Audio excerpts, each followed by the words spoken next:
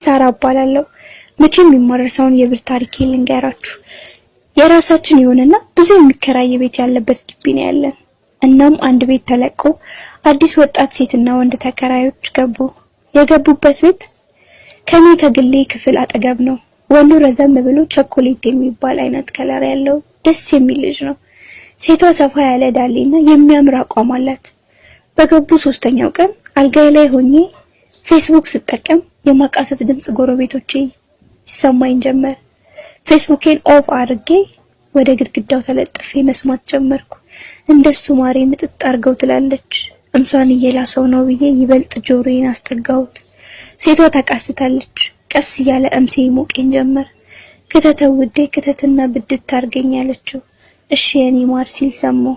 ምን አለ እኔም በሆነ የሚከትብኝ ብዬ የቅናት መንፈስ ወረረኝ። እንደ ጉድ እያስለፈለፈ ይበዳታል።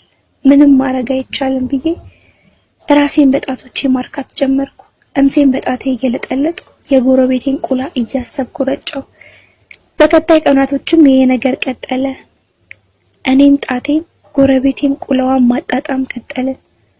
ሰላም መባባልና ማታ ቡና ሲያፈሉ መጥራት ጀመሩ። እቤታቸው ሲሄድ ወንድየው በቦክሰር ፓንት ነው ቤት ውስጥ የሚንቀሳቀሰው። ሰረቅ አርጌ አይኔ ወደሱ ስወረውር ያልቆመ ቁላው ምራቄን አስዋጠኝ። ይሄማ እንኳን ቆሞ እንደዚሁም ቢከተው ጩኸቴን እለቀዋለሁ ብዬ ሴቷን ማድነቅ ጀመርኩ። በውስጤ ተጫዋች ሳሪ የሚል የሚኪ ድምጽ ከሐሳብ ያነቃኝ። ምን እንደሚያጫውተው ተጫዋች ትላለህ ጋግርታም፣ እኔን እንኳን መች ታጫውተኛለህ አለች ሰብለ።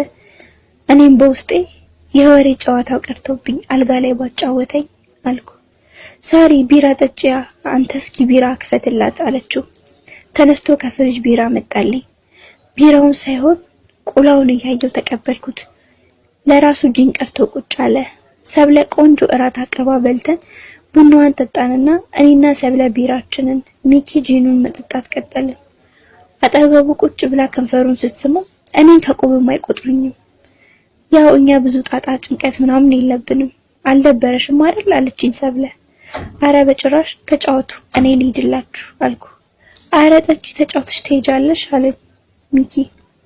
አይ አረብሻችሁ፣ ድምጻችሁን ግን ቀነስ አድርጉ እኔንም እንዳትረብሹኝ አልኳቸው። ቢራው አደፋፍሩኝ መሰለኝ። ወይኔ ሳሪ ይቅርታ እስከዛሬ ስንረብሽሽ ነበር አለኝ። በትንሹ አልኩ። ታዲያ በምን እንካስሽ ለጥፋታችን አለች ሰብለ። አረ ከዚህ በላይ ካሳማ የለም